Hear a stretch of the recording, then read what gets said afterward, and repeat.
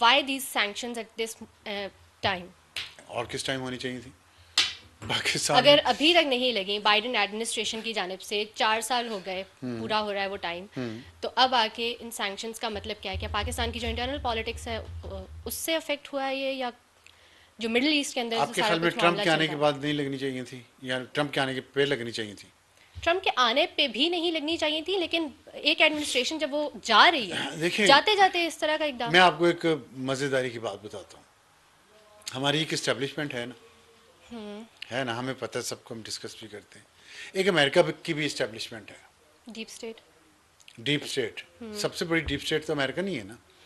और हमारे पास भी सिंथिया रिची टाइप अमेरिकी एजेंट होते हैं, हमारी इस्टेब्लिशमेंट के पास भी। लेकिन वो भी शायद अमेरिकी डीप स्टेट के ही एजेंट हमारे यहाँ आके हमें बेवकूफ़ बना के चले जाते हैं। तो वो आपको नहीं पता सिंथिया रिची का? I know. You know. Abate. हाँ, हंस रही हैं आप। तो खैर, बात दूसरी तरफ चली जाएगी। तो जो अमेरिकन इस्टेब्लिशमेंट, जो डीप स्टेट है ना, उसके अपने इंटरेस्ट हैं। अब बाइडेन आ जाए या ट्रंप आ जाए या कोई भी आ जाए, उनके अपने इंटरेस्ट हैं, उन्होंने उसके मुताबिक काम करना। मेरे आज ये जब से ये पाबंदियों की खबर कल रात से आई है ना, मैं इस बारे में बहुत सोचता रहा हूँ, ज़्यादा सोचा है। मैं शायद सही तरह सो भी नहीं सका। खान साहब ने भी आज ट्वीट किया कि वो भी नींद की गोली खाने के बाद अडयाला जेल में सो नहीं सके उस दिन, जिस दिन 26 नवंबर हुआ। तो लेकिन खुद ये नहीं सोचते कि उन्होंने बच्चों को बुलाया क्या, क्यों सड़कों पे, जब अपने बच्चे बाहर हैं। खैर, ये तो बीच में बात आ गई। तो वो जो डीप स्टेट है ना, उसके अपने मफादात हैं अमेरिका के। और अमेरिका और चाइना का इस वक्त बहुत बड़ा मसला है, और बनने जा रहा है मज़ीद मसला। तो जो अमेरिकन इस्टेब्लिशमेंट है, वो अपने आप को पोजीशन कर रही है ट्रंप के चार्ज लेने से पहले पहले, ये बताने के लिए कि हम आपसे कन्फ्रंटेशन में नहीं हैं, ट्रंप से। ट्रम्प, अच्छा। ठीक है। तो वरना बाइडेन के पास अब क्या इख्तियार रह गया है, और क्यों आखिरी दिनों में आके उसने ये सेंक्शन लगाई हैं? इसमें डेफिनेटली ट्रंप की अप्रूवल, ट्रंप का ये नॉड शामिल है। आपको पता है, जब जिस दिन से सदर वो मुंतखब हो जाए, अगला आने वाला, उसको रोज़ाना ब्रीफिंग शुरू हो जाती है उसकी, कौमी सलामती के अमूर पे। तो आपके ख्याल में ये इतना बड़ा फैसला अमेरिका कर रहा है, और उस पर ट्रंप को उन्होंने एतमाद में नहीं लिया होगा? और ट्रंप अगर कहता है नहीं करना, तो आपके ख्याल में कर सकता था बाइडेन? बिल्कुल नहीं हो सकता था। ये अमेरिकन इस्टेब्लिशमेंट का फैसला है। और अमेरिकन इस्टेब्लिशमेंट पे जिस तरह काम हो रहा है पिछले कई सालों से, जो लॉबिंग हो रही है, जो वेस्टर्न मीडिया में जिस तरह की खबरें और आर्टिकल्स पाकिस्तान के ख़िलाफ़ छापे जा रहे हैं, ये उसका नतीजा डायरेक्ट है। और जो पाकिस्तानी वहाँ बैठे हैं, शाहीन सहबाई है, मोहित पीरज़ादा है, साबिर शाकिर है, अदील राजा है, वो एक तिरमिजी, ये क्या नाम है उसका, ब्रिगेडियर समथिंग। फिर ये शहबाज गिल है। ये देखिए, हमारे पास ऐसे एजेंट हमारी इस्टेब्लिशमेंट के पास नहीं है। हमारी इस्टेब्लिशमेंट के पास एजेंट जो है ना, इमरान रियाज खान जैसे हैं, जो ना घर के ना घाट के। तो ये जो एजेंटों की गेम, आपस में जो लड़ाई है ना, हमारे एजेंट, आपको मैंने बता दिया कैसे अमेरिका के एजेंट देख लें, यहाँ आए हैं, अपने अपने काम करके यहाँ रह के वापस चले गए हैं। और उनके बारे में हमारी डीप स्टेट कुछ नहीं कर सकती। हमारी इस्टेब्लिशमेंट यहाँ रहने वालों के खिलाफ भी कुछ नहीं कर सकती। तो ये जो प्रोपेगेंडा है ना, इतना ये झूठ बोला जा रहा है मुसलसल पाकिस्तान के ख़िलाफ़, और उसमें अमेरिकन इस्टेब्लिशमेंट के एजेंट भी हैं, पाकिस्तानी इस्टेब्लिशमेंट के एजेंट भी हैं। अगर आप इसे थोड़ा सा सिंप्लीफाई कर दें क्या? कि ये सैंक्शंस क्यों लगाई गई हैं at at this point, at this moment? असल झगड़ा अमेरिका और चीन का है। पाकिस्तान एक न्यूक्लियर स्टेट है, और पाकिस्तान वाहिद इस्लामी मुल्क है जो न्यूक्लियर स्टेट है। पाकिस्तान के न्यूक्लियर वेपन्स वेस्ट को एक्सेप्टेबल नहीं है। हम बना इसलिए गए कि अफ़गानिस्तान में जंग हो रही थी, जब यूएसएसआर ने इन्वेड किया था अफ़गानिस्तान को, और हम वेस्ट के इत्तेहादी थे। उस वक्त उन्होंने कुछ आर्जी तौर पे हमारी तरफ से आंखें बंद रखी, तो हम बना गए उसमें। जुल्फ़िकार भुट्टो की भी जान गई, जौलक की भी जान गई, इसी एटम बम के प्रोग्राम को कंप्लीट करते हुए। अब वो प्रोग्राम हमारा उनके लिए बहुत बड़ा प्रॉब्लम है। और ये जो पहली बार इन सेंक्शन में ख़ास बात यह है कि पहली बार पाकिस्तान की किसी रियासती इदारे पर पाबंदी लगी है। जो पाकिस्तान, ये उसका नाम है Pakistan national NDC. Development complex. ये नेशनल डेवलपमेंट कॉम्प्लेक्स जो है ना, इस पे पाबंदी लगाई है उन्होंने। ये पहले होता था, पहले भी लगती रही पाबंदियाँ, प्राइवेट जो कंपनीज होती थी, जिनके साथ पाकिस्तान की प्राइवेट कंपनीज बिजनेस करती थी, उन पे लगती थी। ये पहली बार हुआ है कि पाकिस्तान के रियासती इदारों पे पाबंदी लगी, और रियासती इदारों पे पाबंदियां कौन लगवाना चाह रहा है पिछले 2-3 साल से, कौन लॉबिंग कर रहा है उनके हक में? जुल्फी बुखारी जो लॉबिस्ट हायर करता है, जो मीडिया में लोगों को पैसे दे के आर्टिकल लगवाए जा रहे हैं, जो एक फ़िज़ा बनाई जा रही है पाकिस्तान के ख़िलाफ़, वो कौन कर रहा है? I mean is it that simple, या इसको हम अगर इंटरनेशनल इसमें एक फैक्टर भी मुझे लग रहा है कि जैसे मिडल ईस्ट के अंदर जो क्राइसिस है वो चूंकि अब ज़्यादा शिद्दत इख्तियार कर गया है, और सीरिया के अंदर जो हमने देखा कि बशार अल असद के जाने के बाद अमेरिकन होल्ड वहाँ पे स्ट्रांग हो गया, इजंट इट कि वहाँ पे वो चूंकि स्ट्रेंथन हो गया है अमेरिका, कौन? अमेरिका? तो अब पाकिस्तान की तरफ, पाकिस्तान बीइंग द ये ओनली दूसरा मुस्लिम स्टेप है ना, न्यूक्लियर ये स्टेट। दूसरा स्टेप है ना। एक तो आपको एक्सटर्नल एलिमेंट्स हैं, एक इंटरनल एलिमेंट्स हैं। इंटरनल एलिमेंट अगर पाकिस्तान के ख़िलाफ़ मुसलसल प्रोपेगेंडा हो रहा हो और यहाँ पे इसको पोर्ट्रे किया जा रहा हो कि यहाँ भी हालात फ़लस्तीन जैसे हैं, कश्मीर जैसे हैं, तो फिर एक इंटरनेशनल जो फ़िज़ा है वो हमवार हो जाती है किसी किस्म के एक्शन लेने के लिए। और जिस तरह बरतानिया और अमेरिका आपस में इत्तेहादी हैं, और बरतानिया और अमेरिका में जो देखें, मैं आपको बताया मैं कॉन्स्पिरेसी थ्योरीज पे बहुत यकीन नहीं रखता, लेकिन कुछ ना कुछ होता अनलाइक ज़रूर मी, है। जी? अनलाइक मी जो अच्छा, यू बिलीव इन इट। तो ऑफ लेकिन कोर्स। कुछ ना कुछ होता है उसमें। मैं इसीलिए दो बातों पे तवज्जो रखूंगा। एक अमेरिका और चाइना की लड़ाई, और एक पाकिस्तान का न्यूक्लियर स्टेट होना इस्लामिक कंट्री का। और ये जो आपने एग्जांपल दी ना इंटरनेशनल सिनेरियो की, देखें, शाम तबाह हो गया, फ़लस्तीन तबाह हो गया, उर्दन के पास कुछ नहीं है, मिस्र कुछ नहीं कर पा रहा, तो लेबनान तबाह हो गया, अब इराक के पास कुछ नहीं है। यहाँ पे बहुत बातें होती थी ईरान जो है वो हमला कर देगा इसराइल पे। अब आपको समझ आ गई ईरान ईरान क्या कर रहा है ईरान के पल्ले कुछ? ईरान कुछ कर सका है इसराइल के बारे में?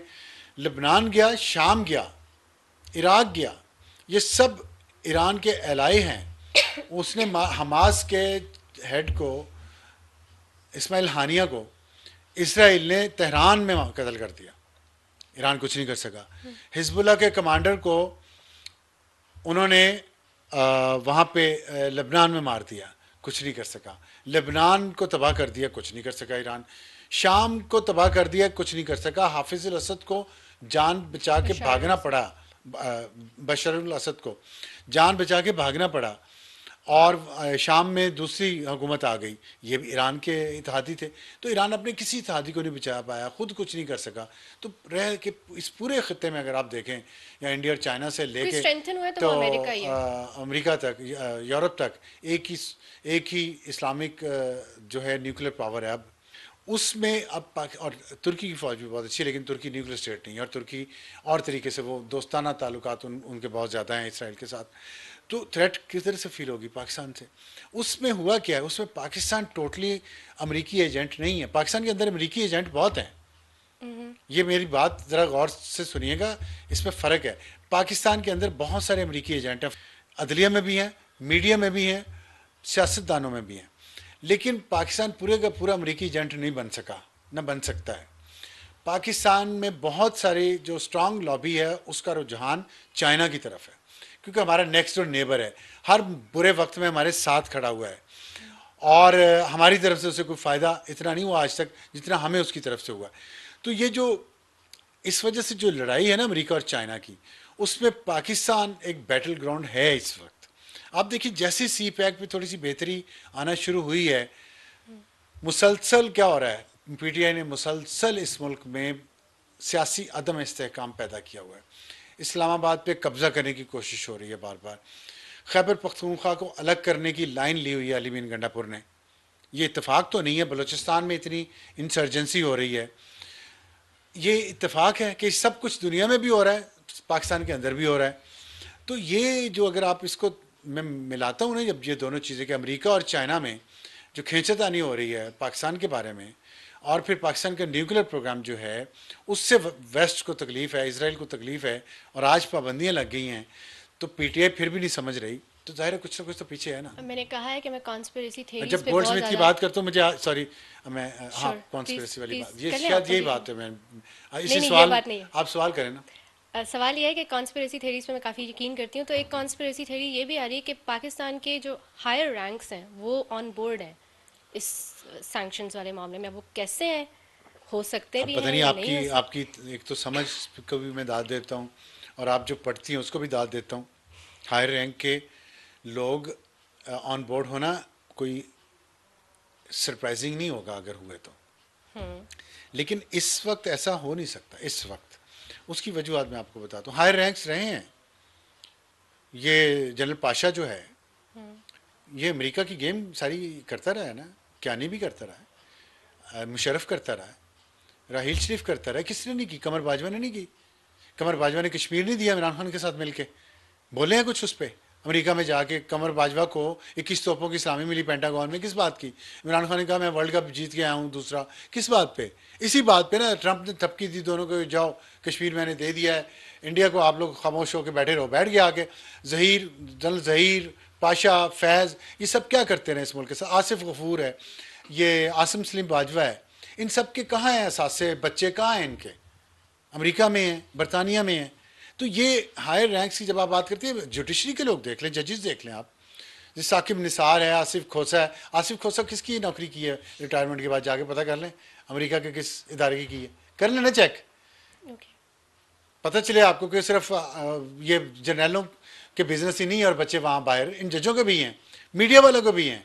किधर भागे ये इनके इस्टेब्लिशमेंट के जो बनाए हुए थे ताउन ज़्यादा चूहे, जो इन्होंने ताउन भर के हमारे मुआशरे में छोड़ दिया नफरत भरने के लिए, अब वो भी आधे बाहर भाग गए हैं, जिनका मैंने जिक्र भी किया पहले। शाहीन सबाई है, मोहित पीरज़ादा है, शहबाज गिल है, साबिर शाकिर है, ये सब मेरे पीछे देखना भी चौं चौं करके पड़ेंगे। लेकिन सच तो यही है ना, इस मुल्क में रहते हैं, हमारे स्टेक से, इनके नहीं है। तो ये जो है ना इंटरनली ये जो कुछ होता है, मैं आपको बता रहा था कि कॉन्स्पिरेसी थ्योरी की आपने क्वेश्चन किया हायर ना। रैंक्स। देखिए कॉन्स्पिरेसी थ्योरी के साथ कुछ एक सपोर्टिंग एविडेंस ज़रूर होना चाहिए। ये जो कॉन्स्पिरेसी थ्योरी ना कि गोल्ड स्मिथ फैमिली और चार्ल्स स्मिथ फैमिली और अमेरिकी और बरतानवी और इसराइली लॉबीज़ पाकिस्तान के ख़िलाफ़ काम कर रहे हैं और यहाँ पे अदम इस्तेहकाम चाहते हैं और चाइना के करीब नहीं जाने देना चाहते। आपने दो, मैं मरहूम लोगों का नाम लेना चाहता हूँ। एक थे डॉक्टर इसरार अहमद और एक थे हकीम मोहम्मद सईद। डॉक्टर इसरार अहमद लाहौर से, हकीम मोहम्मद सईद कराची से। दोनों ने आज से 35 साल पहले, 30 साल पहले शायद, या 35 साल पहले ये कहा था कि इमरान खान एक मोहरा है वेस्ट का। ये 30-35 साल पुरानी बात है, जब पाशा और जहीर अमरीकियों से जाके सिर्फ अपनी वफादारी का यकीन दिलाना शुरू हुए थे ना, उस वक्त यहाँ पे जो बैठे हुए थे ना, जो इस्टेब्लिशमेंट थी जो भी उस वक्त की, वो जब इमरान को तैयार कर रहे थे ना, उन्होंने तैयार करना शुरू किया तो उन्होंने उस वक्त कहा था, किताब में लिखा हकीम मोहम्मद सईद ने, डॉक्टर इसरार अहमद की यूट्यूब पे अभी भी जाके चेक कर लें, वीडियोस पड़ी हुई हैं। मैं ये हवाई बातें नहीं कर रहा, उनको कैसे पता था उस वक्त? मैं ये आज सोच रहा था कि अगर फ़र्ज़ करें उन्होंने ऐसी बात की है तो आज हम देख रहे हैं मुसलसल। दो थेरीज दी थी गालिबन कि या तो पाकिस्तान के लिए बहुत अच्छा हो जाएगा या फिर बिल्कुल नहीं ही नहीं, दो थी खराब वो हो हमीद जाएगा। गुल ने दी थी, वो एक और अमेरिकी, छोड़ें इस बात को। अच्छा, ये जो आपने कहा है ना कि एक सपोर्टिंग एविडेंस होना हमीद गुल चाहिए। ने क्या कहा था मैं बताता हूँ। हमीद गुल है इमरान खान को लाने वाले, वो भी DJI से थे। आप सोच लेते देखें कहाँ से परवरिश शुरू हुई है। उन्होंने कहा कि जी ये बहुत ये हीरो है और ये ब्राउन साहब, वो हम भी उस वक्त, आज भी हम उसी जगह खड़े हैं जब तब खड़े थे खान साहब जब सियासत में एंटर हुए थे कि ब्राउन साहब के खिलाफ मैं इनकलाब लेके आ रहा हूँ। खुद ब्राउन साहब हैं, HSN के पढ़े हुए हैं, ब्राउन साहब के खिलाफ इनकलाब लाना। खैर उस वक्त हमीद गुल ने इनको लॉन्च किया। अल्लाह की तरफ से हुआ ये कि लॉन्च करने के कुछ ही महीनों बाद, शायद या 1 साल बाद, खान साहब हमें ब्राउन साहब के ख़िलाफ़ करके कि गोरे और गोरे की छोड़ी हुई बाकियात को आप दफन कर दें और अपने फ़ख्र करें अपने कल्चर पे, अपने लोगों पे, अपनी मट्टी पे, अपनी ज़मीन पे, और शादी कर ली गोरी जमाइमा गोल्डस्मिथ से। वो इनके ख़िलाफ़ इतनी नेगेटिव बात की तो हमीद गुल ने उस वक्त ये कहा था कि जब भी लगता है कि पाकिस्तान के लिए अल्लाह ताला ने कोई लीडर उतारा, मैं अल्फाज उनके एग्जैक्ट ये नहीं थे, मैं पैराफ्रेजिंग कर रहा हूँ, कि जब भी लगता है कि पाकिस्तान को कोई अच्छा नया लीडर मिल गया है, वेस्ट कोई ना कोई साजिश कर देता है। ये हमीद गुल के अल्फाज थे, मैं पैराफ्रेजिंग कर रहा हूँ। एग्जैक्ट वर्ड उनके ये थोड़े से मुख्तलिफ, मतलब ये था उनका। वो जमाइमा गोल्डस्मिथ के साथ शादी पे बहुत अफसरदा हुए थे कि ये भी अब उनके काबू में चला गया। तभी की बात है कि ये बात की। फिर अब्दुल सारीदी ने भी, वो भी मरहूम हो गए, उन्होंने भी बयान दिया कि हमीद गुल मुझ पर दबाव डालने आया कि इमरान खान की सपोर्ट करो और इसको ये चंदा इकट्ठे करने का काम ये क्या करेगा, अब तुम चंदा इकट्ठे ना करो। देखो ना, ये तो यहाँ पे हालात, खैर ये लंबी बात हो जाएगी। तो मैं ये समझता हूँ कि कुछ ना कुछ कहीं ना कहीं कुछ तो है, ये था। ये ऐसी डील की बात इधर हो रही है, उधर पाबंदियां लग गई, पाकिस्तान मान नहीं रहा डील करने पे शायद, क्योंकि जो ये जो आज फर्द जुर्म आयद हुई है ना 9 मई के लोगों पे, 9 मई के वाकयात पे, तो अब देखिए केसेस में तेजी मजीद। आ गई है। हाँ। केसेस में तेजी आ गई है। पीर वाले दिन 190 मिलियन पाउंड केस का फैसला आ रहा है। इसीलिए खान साहब ने इतवार आखिरी दिन दिया है कि इतवार तक हमारे मुतालबात माने गए तो हम सिविल नाफरमानी की कॉल वापस ले लेंगे, वरना नहीं लेंगे, क्योंकि पीर को फैसला आ रहा है अब 190 मिलियन पाउंड का।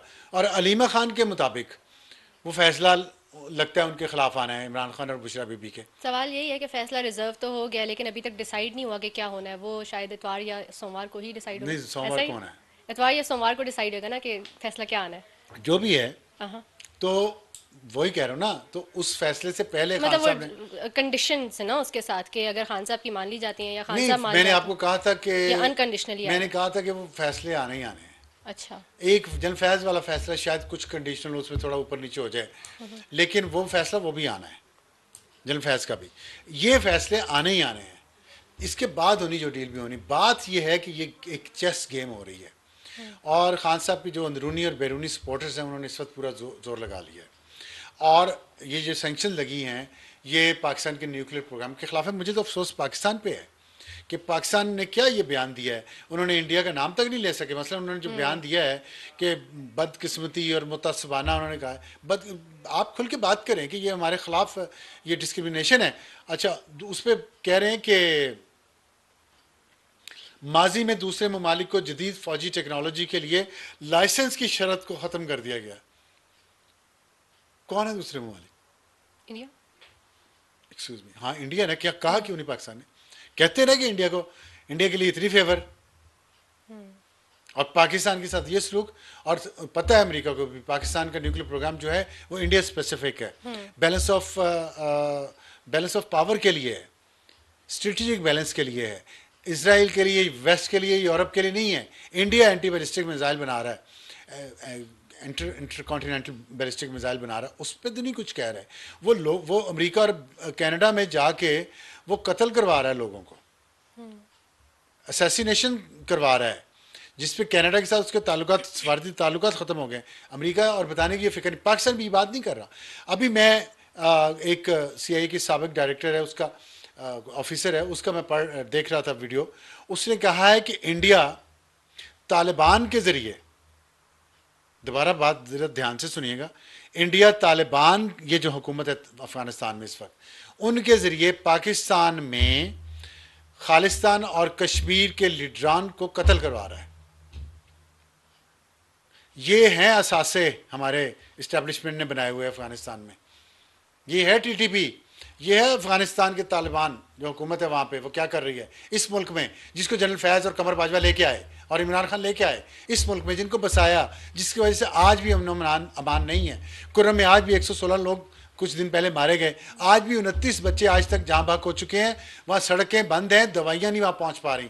और खैबर पख्तूनख्वा हुकूमत को मसला ही कोई नहीं है, उसको तो परवाह ही नहीं है। वो अली मीन गंडापुर साहब असला लेके इस्लामाबाद फिर आना चाह रहे हैं, और उनकी ज़ुबान सुन लें, और इमरान रियाज के बारे में क्या ज़ुबान उन्होंने इस्तेमाल की है। तो ये जो है ना, मैं ये समझता हूँ कि कॉन्स्पिरेसी थ्योरीज पे मेरा यकीन नहीं है, लेकिन कुछ ना कुछ अलायंस कहीं ना कहीं कुछ इंटरेस्ट जो हैं कॉमन हैं कुछ लोगों के। और इसीलिए जो पाकिस्तान में है, चाहे वो मिलिट्री से उनका ताल्लुक हो, चाहे उनका अदलिया से ताल्लुक हो, चाहे उनका सहाफ़त से ताल्लुक हो, उनके खिलाफ कोई एक्शन नहीं हो रहा। पाकिस्तान के अंदर है वो, उनके खिलाफ नहीं एक्शन हो रहा, कानून हरकत में नहीं आ रहा, जजेस नहीं बोल रहे। ये क्या है? ये मफादात का खेल है ना, तो वो क्यों नहीं हो रहा? मैं इस पर क्या आपको बात करूं। बाकी आपने जो कॉन्स्पिरेसी थ्योरी वो की है टेबल, मैं उस पर मुझे नहीं, इसके बारे में कोई इतला नहीं होगी तो बताऊंगा। लेकिन वो जो एबटाबाद में उसामा बिन लादेन वाला वाक़या हुआ था और उसको आके मार के लेके गए थे, तो वो कैनी और पाशा दोनों ऑन बोर्ड थे, अब तो ये बातें तय हो गई है ना, पाशा ने जिस तरह वहाँ भाग भाग के स्कूल के बच्चों की तरह अमेरिकन एम्बेसडर के लिए काम किया, और फिर वो जो डेविड नहीं डेविस, मिला। Raymond Raymond Davis. Raymond Davis जो पकड़ा गया था, उसके लिए बच्चों की तरह अदालत से आके खड़े होकर टिकट भेज रहे हैं, जैसे रिपोर्टर्स नहीं, मैंने टिकट भेजते न्यूज़ रूम में, ऐसे भेज रहे थे अमेरिकन एम्बेसडर को, मैंने उसको ये कर लिया। मैं तो ये हालत है। आप जिन टॉप रैंकिंग की बात करती हैं, अल्लाह ना करे ऐसा हो, मेरा नहीं ख्याल अब ऐसा है। और इसमें देखिए, इसमें पाकिस्तान की मफाद पर जद पड़ती है, इसमें ज़ाती फ़ायदा कुछ नहीं है, उसमें ज़ाती फ़ायदा था।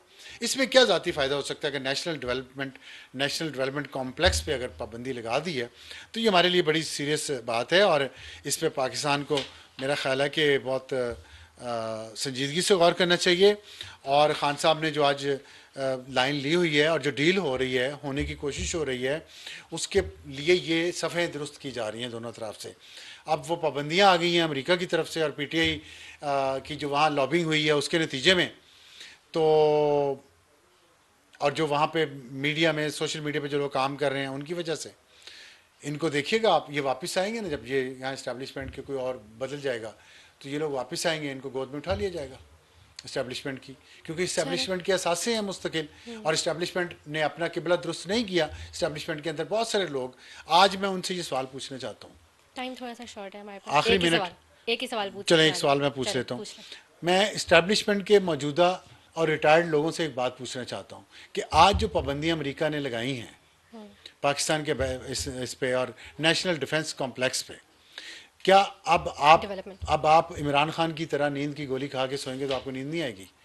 कि आप लोगों ने इस मुल्क पे जो कुछ मुसल्लत किया, और आज भी आप उसको सपोर्ट कर रहे हैं, अवाम को करने देना फैसले। ये आप कौन होते हैं ये डिसाइड करने वाले कि ये हम इसको पीछे कर देंगे, इसको हम आगे कर देंगे? और आपने किया, और आज उस आपके बनाए हुए लोगों ने, जो मीडिया में भी हैं, जो सियासत में भी हैं, जो जुडिशरी में भी हैं, और रिटायर्ड भी आपके ऑफिसर जो हैं, उन्होंने जो कुछ इस मुल्क के साथ किया है, जिसमें कुछ गिरफ्तार हैं, कुछ बाहर हैं, कुछ गिरफ्तार नहीं हैं, अभी भी शायद रिटायरमेंट एक आध की हुई है या होने वाली है, उन लोगों को आपने इतनी प्रोटेक्शन दी है, तो आज आपको सुकून आया? फिर ये मुल्क के मफाद पे जो इतनी बड़ी जद पड़ी है, अब आप खुश हैं?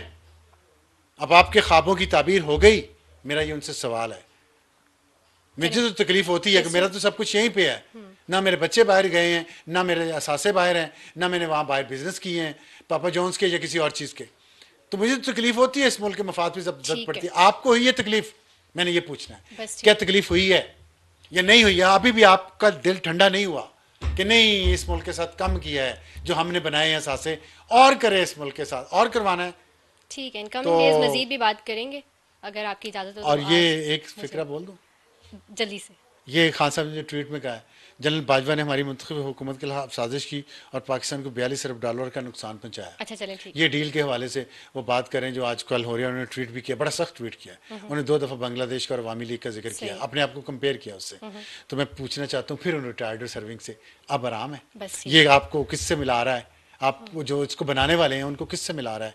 तो बताएं, अब खुश हैं? और खान साहब से भी पूछना चाहता हूँ कि जनरल बाजवा अगर इतना मुनाफिक था, जो कि था, तो आप उसके साथ रात को मिलते क्यों थे वाने सदर आरिफ अलवी के पास जाके, जिस वक्त उसने ये सब कुछ आपके साथ कर दिया था?